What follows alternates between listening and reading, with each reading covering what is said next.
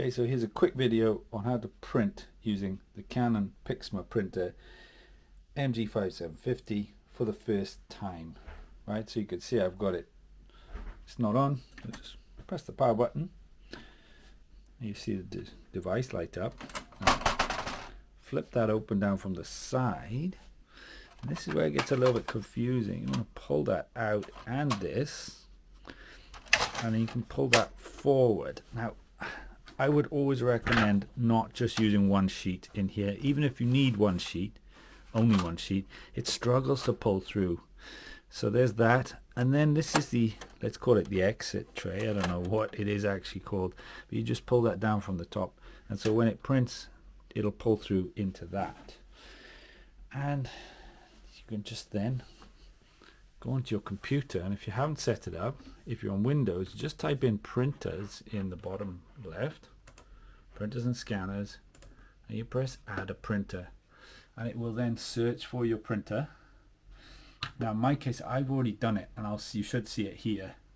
So mine is, you could see the Canon MG5700, which is that series.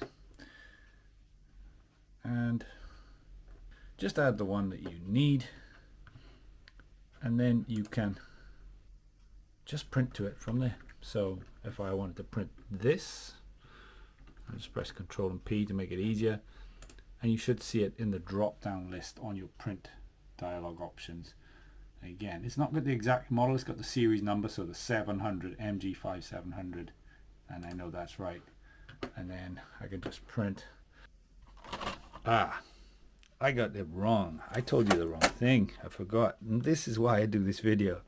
Because you go here, you need to push that back in. I always forget that bit, so don't forget it. As you could see, I even forgot it doing this tutorial. It's just not that intuitive. And press OK. And then it will fly through. And you have got your printed sheet. Job done. Okay, check out the channel for more videos on this printer and tips as well around the home. I'll see you soon.